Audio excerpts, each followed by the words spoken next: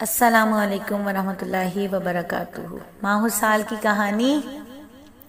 اور ہم تھے کربلا کے اس میدان میں جہاں حضرت حسین رضی اللہ تعالیٰ عنہ گھوڑے پر سوار ہو کر لڑائی کے لیے تیار ہیں۔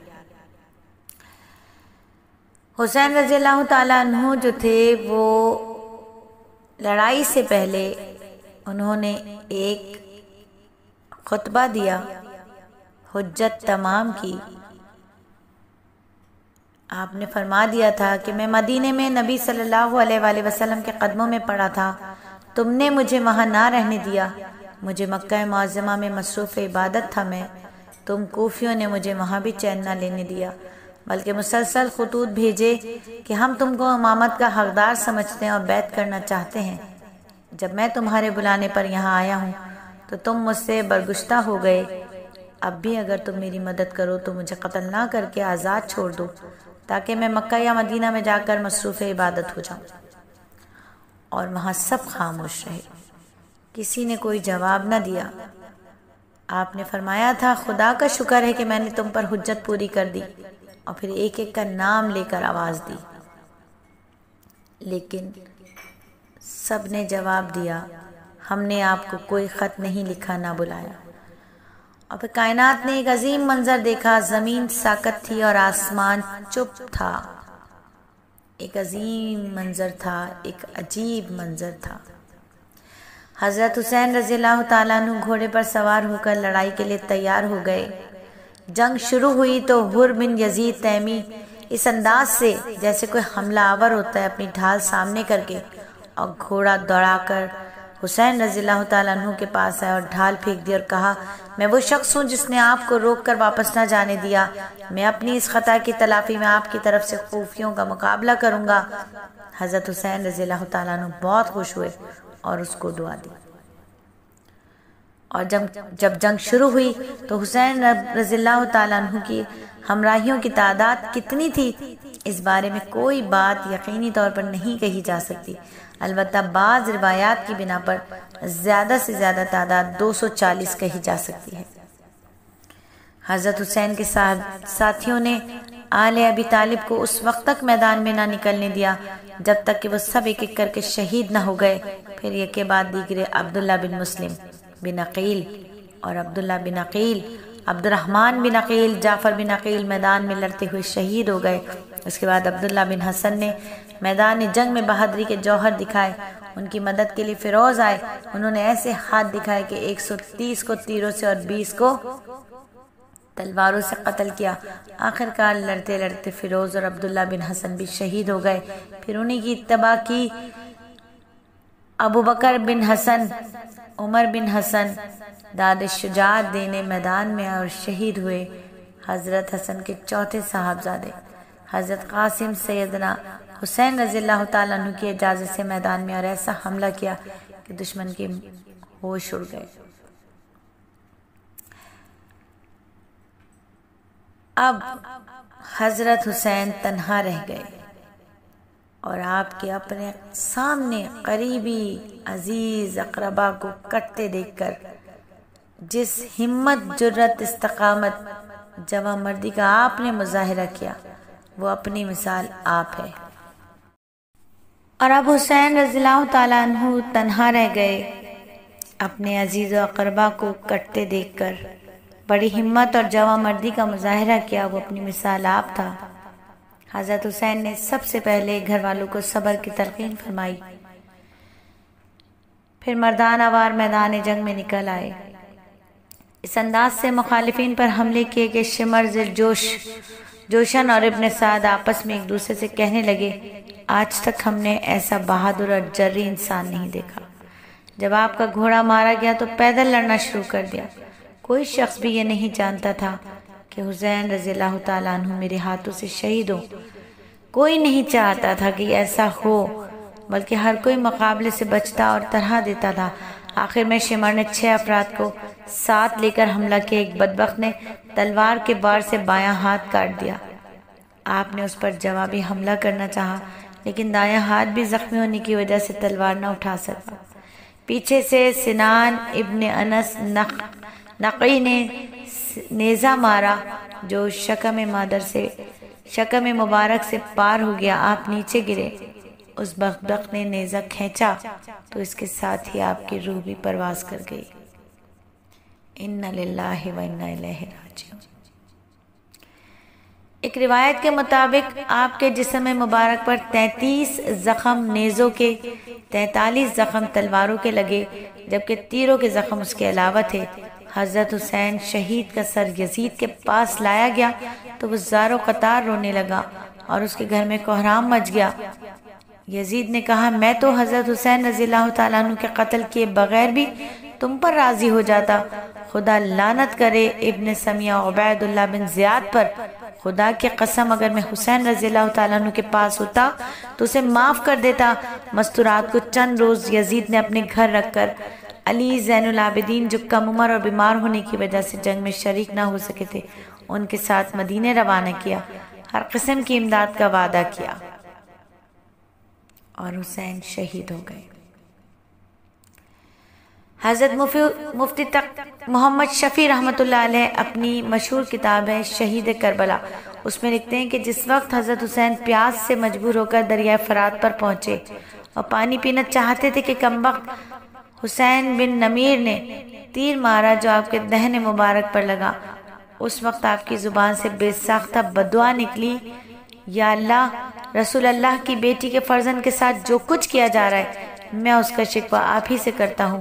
یا اللہ، ان کو چن چن کر قتل کر ان کے ٹکڑے ٹکڑے فرما دے، ان میں سے کسی کو باقی نہ چھوڑنا۔ اول تو ایسے مظلوم کی بددعا، پھر سبت رسول اللہ صلی اللہ علیہ وآلہ وسلم، ان کی قبولیت میں کیا شبہ ہے؟ دعا قبول ہوئی اور آخرت سے پہلے ہی دنیا میں ہی ایک ایک کر کے بری طرح مارے گئے۔ امام ظاہری فرماتے ہیں جو لوگ قتل حسین میں شریک تھے ان میں سے ایک بھی نہیں بچا جس کو آخرت سے پہلے دنیا میں سزا نہ ملی ہو۔ کوئی قتل کیا گیا، کسی کا چہرہ سخت سیاہ ہو گیا، مسخ ہو گیا۔ سبت ابن جوزی رحمۃ اللہ علیہ نے روایت کیا کہ ایک بوڑھا آدمی حضرت حسین کے قتل میں شریک تھا، اچانک وہ نابینا ہو گیا۔ لوگوں نے سبب پوچھا تو اس نے کہا کہ رسول اللہ صلی اللہ علیہ وآلہ وسلم کو خواب میں دیکھا، آستینے چڑھائے ہوئے ہیں، ہاتھ میں تلوار ہے، اور آپ صلی اللہ علیہ وآلہ وسلم کے سامنے چمڑے کا وہ فرش ہے جس پر کسی کو قتل کیا جاتا ہے، اور اس پر قاتلان حسین رضی اللہ تعالیٰ عنہ میں سے 10 آدمیوں کی لاشیں ذبح کی ہوئی پڑی ہیں، اور اس پر آپ صلی اللہ علیہ وآلہ وسلم نے مجھے ڈانٹا اور خون حسین کی ایک سلائی میری آنکھوں میں لگا دی، صبح اٹھا تو میں نابینا تھا۔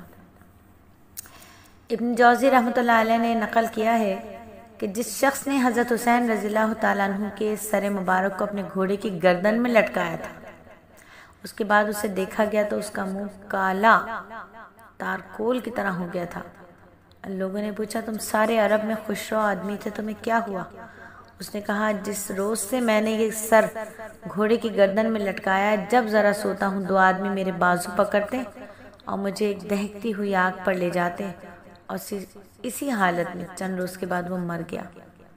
اسی طرح ابن جوزی رحمۃ اللہ علیہ نے صدی رحمۃ اللہ علیہ سے نقل کیا ہے، انہوں نے ایک شخص کی دعوت کی مجلس میں یہ ذکر چلا کہ حسین رضی اللہ تعالیٰ عنہ کے قتل میں جو بھی شریک ہو اس کو دنیا میں جلد سزا مل گئی۔ اس شخص نے کہا بالکل غلط، میں خود ان کے قتل میں شریک تھا، میرا تو کچھ بھی نہیں بگڑا۔ یہ شخص مجلس سے اٹھ کر گھر گیا، جاتے ہی چراغ کی بتی درست کرتے ہوئے اس کے کپڑوں میں آگ لگ گئی اور وہیں جل بھن کر رہ گیا۔ صدی کہتے ہیں کہ میں خود اس کو صبح دیکھا تو کوئلہ ہو چکا تھا۔ اچھا، وہ شخص جس نے حسین رضی اللہ تعالیٰ عنہ کے تیر مارا اور پانی نہیں پینے دیا تھا، اس پر اللہ تعالیٰ نے ایسی پیاس مسلط کی تھی کسی طرح اس کی پیاس نہیں بجھتی تھی، پانی کتنا ہی پیے جاتا پیاس سے تڑپتا رہتا، یہاں تک کہ اس کا پیٹ پھٹ گیا، وہ مر گیا۔ اور 66 ہجری میں مختار کے تسلط کے بعد ایک ہی روز میں 248 آدمی اس جرم میں قتل کیے گئے۔ شمر ذل جوشن جو حضرت حسین رضی اللہ تعالیٰ عنہ کے بارے میں سب سے زیادہ بدبخت آدمی تھا، شقی اور سخت تھا، اس کو قتل کر کے لاش کتوں کے سامنے ڈالی گئی۔ عمر بن حجاج زبیدی پیاس اور گرمی میں بھاگا، بے ہوش ہو کر گرا، وہیں ذبح کر دیا گیا۔ عمر بن سعد جو حضرت حسین کے مقابلے پر لشکر کی کمان کر رہا تھا، اس کو بھی قتل کر کے سر الگ کر دیا گیا۔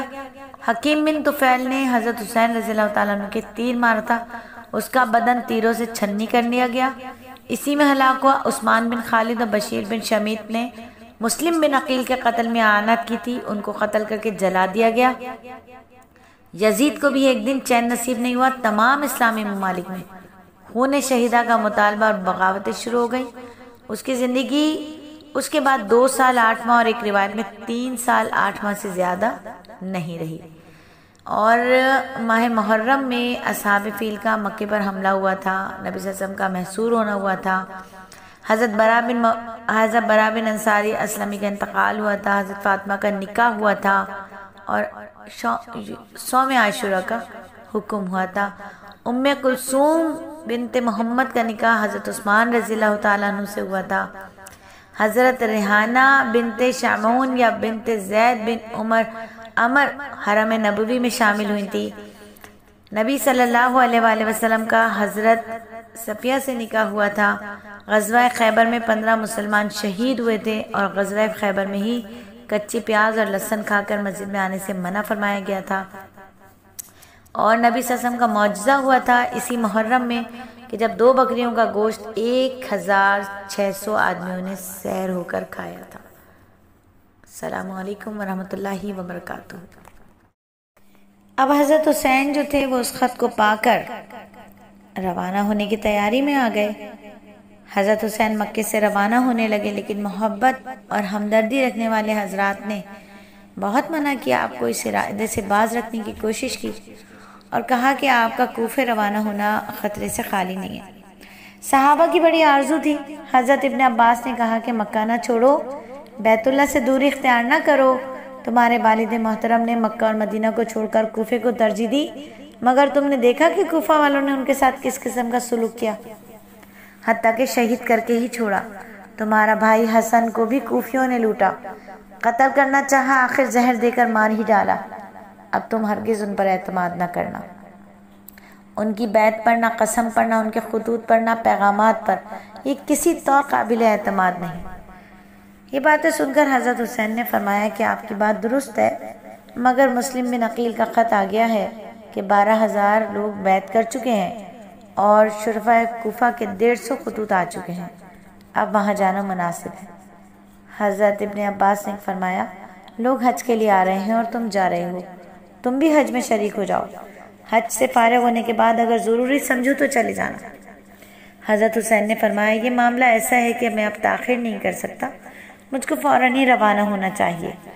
ابن عباس نے فرمایا، چلو کم از کم عورتوں اور بچوں کو تو ساتھ نہ لے جاؤ، کوفے والوں کا کوئی اعتبار نہیں، جو لوگ بیعت کر چکے ان کا فرض تھا کہ پہلے یزید کے عامل کو کوفے سے نکالتے، خزانے پر قبضہ کرتے، پھر آپ کو بلاتے، جبکہ اس وقت ان کے پاس خزانہ بھی نہیں ہے، عامل کو نکالنے کی جرت بھی نہیں، تو یقیناً کوفے کا حاکم ان کو ڈرا دھمکا کر یا لالچ دے کر اپنے حسب منشا کام لے سکتا ہے۔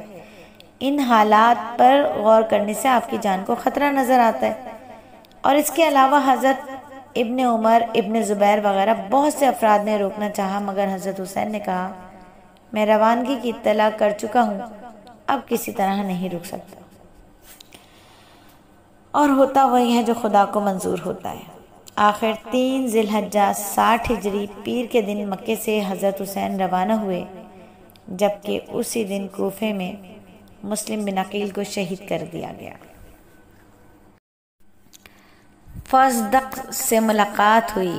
جب صفح تک پہنچے تو وہاں فزدق شاعر تھا، اس سے ملاقات ہوئی۔ فزدق نے حضرت حسین رضی اللہ تعالیٰ عنہ کو روک لیا اور کہا کہ خدا آپ کا مقصد پورا کرے۔ آپ رضی اللہ تعالیٰ عنہ نے فرمایا، کوفے کے لوگوں کا حال بیان فرمائیے۔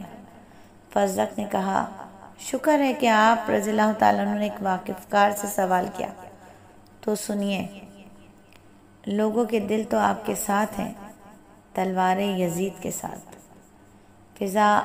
قضا آسمان سے نازل ہوتی ہے، اللہ تعالیٰ جو چاہتے ہیں کرتے ہیں۔ حضرت حسین نے فرمایا، آپ نے سچ کہا، بلا شبہ سب کچھ اللہ تعالیٰ کے ہاتھ ہے اور اللہ جو چاہتا ہے کرتا ہے۔ یہ کہہ کر حضرت حسین رضی اللہ تعالیٰ عنہ نے سواری کو چلایا اور فرمایا السلام علیکم۔ راستے میں عبداللہ بن ملی سے ملاقات ہوئی۔ اس نے بھی مکے واپس چلنے کے لیے قسمیں دیں اور سمجھایا کہ آپ عراقیوں کے فریب میں نہ آئیں۔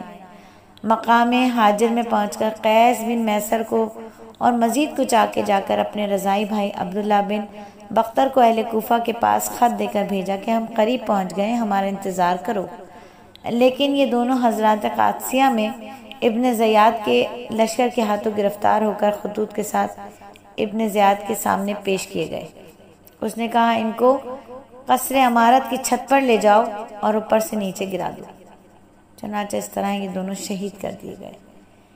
اور ان حالات سے لاعلم حسینی قافلہ سرگرم سفر تھا۔ لوگ جوق در جوق شریک ہو کر قافلے کی تعداد کو بڑھاتے رہے، مگر جب سالبہ میں پہنچے تو بکر اسدی کوفے سے آ رہا تھا۔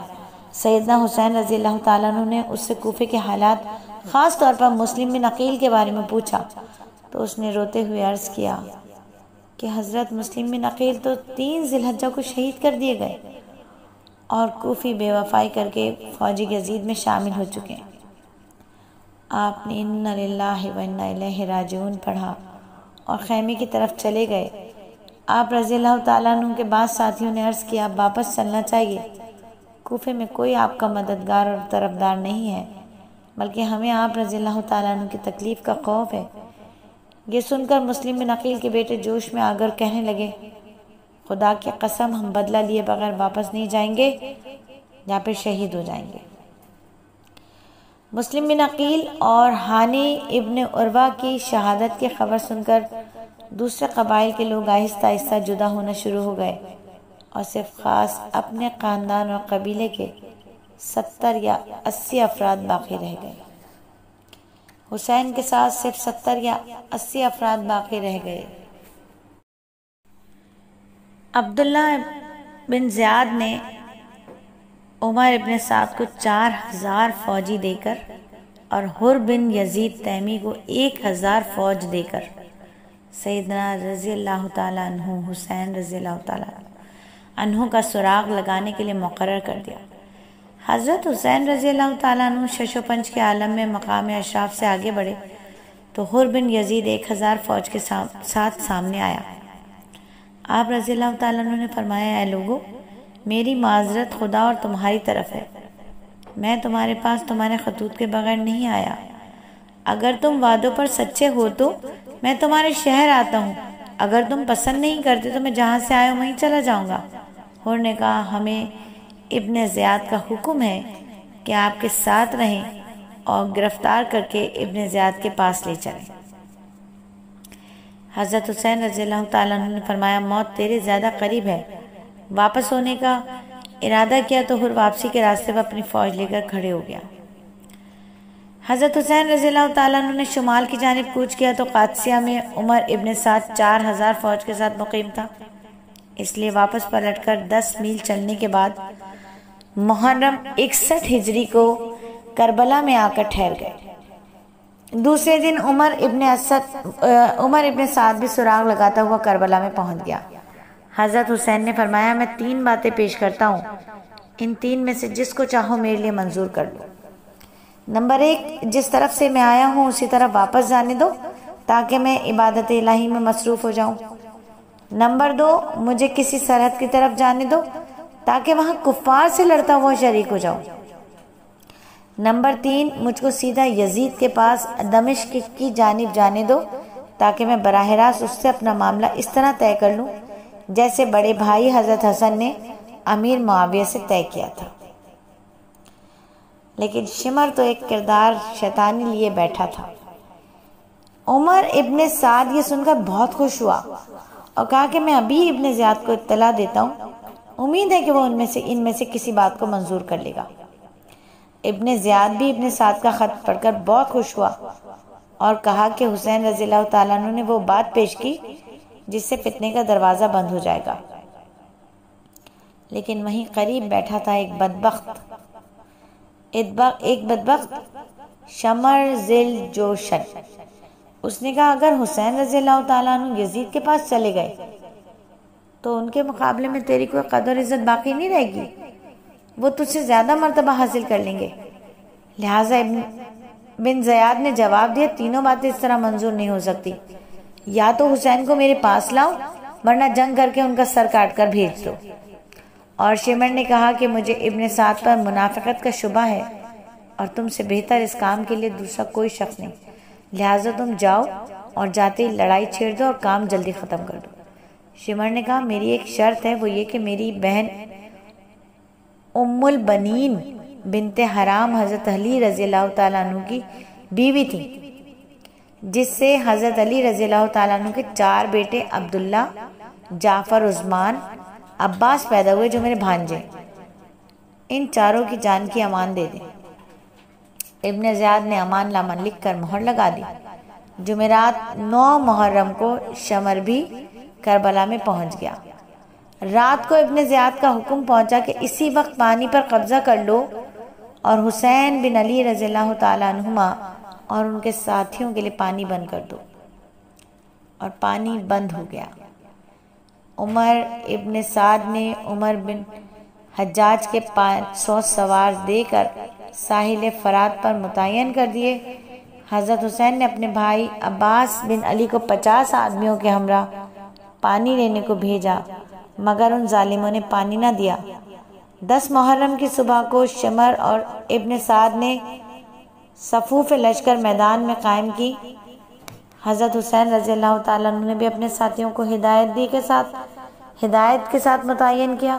شمر نے اپنے بھانجوں عبید اللہ، جعفر، عثمان کو بلا کر امان کی پیشکش کی تو انہوں نے کہا کہ ابن زیاد کی امان سے خدا کی امان بہتر ہے۔ اور یہیں کی حضرت حسین رضی اللہ تعالیٰ عنہ نے ایک لاجواب تقریر۔ حضرت حسین رضی اللہ تعالیٰ عنہ اونٹ پر سوار ہو کر کوفی لشکر کے سامنے آئے اور بلند آواز سے فصیح و بلیغ اور لاجواب تقریر شروع کی۔ فرمایا میں تم میں سے ہر شخص مجھے جانتا ہے، جو نہیں جانتا وہ بھی آگاہ ہو جائے۔ میں نبی صلی اللہ علیہ وآلہ وسلم کا نواسہ اور علی کرم اللہ وجہہ کا بیٹا ہوں۔ بی بی فاطمہ میری ماں اور جعفر طیار میرے چچا تھے۔ مجھے اور میرے بھائی کو رسول اللہ نے نوجوانان جنت کا سردار بتایا ہے۔ اگر عیسیٰ علیہ السلام کا گدھا بھی باقی ہوتا تو تمام عیسائی اس گدھے کی پرورش اور نگہداشت میں مصروف رہتے۔ تم کیسے مسلمان، کیسے امتی ہو کہ اپنے رسول کے نواسے کو قتل کرنا چاہتے ہو؟ نہ تم کو اللہ کا خوف ہے، نہ رسول اللہ کی شرم۔ میں مدینے میں نبی صلی اللہ علیہ وآلہ وسلم کے قدموں میں پڑا تھا، تم نے مجھے وہاں رہنے نہ دیا۔ پھر مکہ معظمہ میں مصروف عبادت تھا، تم کوفیوں نے مجھ کو وہاں بھی چین نہ لینے دیا۔ مسلسل خط بھیجتے رہے کہ ہم تم کو امامت کا حقدار سمجھتے ہیں اور بیعت کرنا چاہتے ہیں۔ جب تمہارے بلانے پر یہاں آیا تو تم مجھ سے برگزشتہ ہو گئے۔ اب بھی اگر تم میری مدد کرو تو مجھے قتل نہ کر کے آزاد چھوڑ دو، تاکہ میں مکہ یا مدینہ میں جا کر مصروف عبادت ہو جاؤں۔ سب خاموش رہے، کسی نے کوئی جواب نہ دیا۔ آپ نے فرمایا خدا کا شکر ہے کہ میں نے تم پر حجت پوری کر دی۔ پھر ایک ایک کا نام لے کر آواز دی، اے شبث بن ربیع، اے حجاج بن حسن، اے قیس بن اشعث، اے حر بن یزید تیمی، تم نے مجھ کو بااصرار یہاں نہیں بلوایا تھا؟ یہ سن کر سب نے کہا ہم نے آپ کو کوئی خط نہیں لکھا اور نہ بلایا۔ ایک عجیب منظر تھا۔ اس کے بعد حضرت حسین رضی اللہ تعالیٰ عنہ گھوڑے پر سوار ہو کر لڑائی کے لیے تیار ہو گئے۔ جنگ شروع ہوئی تو حر بن یزید تیمی اس انداز سے کہ جیسے کوئی حملہ آور ہوتا ہے، اپنی ڈھال آگے کر کے اور گھوڑا دوڑا کر حضرت حسین رضی اللہ تعالیٰ عنہ کے پاس آیا اور ڈھال پھینک دی اور کہا میں وہ شخص ہوں جس نے آپ کو روک کر واپس نہ جانے دیا۔ میں اپنی اس خطا کی تلافی میں آپ کی طرف سے کوفیوں کا مقابلہ کروں گا۔ حضرت حسین رضی اللہ تعالیٰ عنہ بہت خوش ہوئے اور اس کو دعا دی۔ جنگ شروع ہوئی۔ حضرت حسین رضی اللہ تعالیٰ عنہ کے ہمراہیوں کی تعداد ہی کتنی تھی؟ ان کے بارے میں کوئی بات یقینی طور پر نہیں کہی جا سکتی، البتہ بعض روایات کی بنا پر زیادہ سے زیادہ تعداد 240 کہی جا سکتی ہے۔ حضرت حسین کے ساتھیوں نے آل ابی طالب کو اس وقت تک میدان میں نہ نکلنے دیا جب تک وہ سب ایک ایک کر کے شہید نہ ہو گئے۔ پھر یک کے بعد دیگرے عبداللہ بن مسلم بن عقیل، عبداللہ بن عقیل، عبد الرحمن بن عقیل، جعفر بن عقیل میدان میں لڑتے ہوئے شہید ہو گئے۔ ان کے بعد عبداللہ بن حسن نے میدان جنگ میں بہادری کے جوہر دکھائے۔ ان کی مدد کے لیے فیروز آئے۔ انہوں نے ایسے ہاتھ دکھائے کہ 130 کو تیروں سے اور 20 کو تلواروں سے قتل کیا۔ آخر لڑتے لڑتے فیروز اور عبداللہ بن حسن بھی شہید ہوئے۔ پھر انہی کی اتباع میں ابو بکر ابن حسن، عمر بن حسن داد شجاعت لینے میدان میں آئے اور شہید ہوئے۔ حضرت حسن کے چوتھے صاحبزادے حضرت قاسم سیدنا حسین رضی اللہ تعالیٰ عنہ کی اجازت سے میدان میں آئے اور ایسا حملہ کیا کہ دشمنوں کے ہوش ہو گئے۔ بہادر نامور جو مقابل ہو کے آتے تھے وہ اپنا ہاتھ اپنی زندگی سے ہاتھ دھو کے جاتے تھے۔ ارزاق نامی پہلوان حضرت قاسم کو مقابلے پر دیکھ کر کہنے لگا، ایک لڑکے کے سامنے کیسے جاؤں؟ ہاں، میں اپنے بیٹے کو بھیجتا ہوں۔ تو اس کا جو بیٹا مقابلے پر آیا وہ مارا گیا۔ آخر میں خود نکلا۔ قاسم بن حسن نے تلوار کا ایسا وار کیا کہ تلوار ذرا کاٹ کر پار نکل گئی۔ اس کے بعد محمد بن علی، عثمان بن علی، عبداللہ بن علی، جعفر بن علی، عباس بن علی نے جام شہادت نوش فرمایا۔ پھر علی اکبر نے دشمنوں پر پے در پہ حملے کر کے چھکے چھڑا دیے اور خود بھی شہید ہو کر اپنے ساتھیوں سے جا ملے۔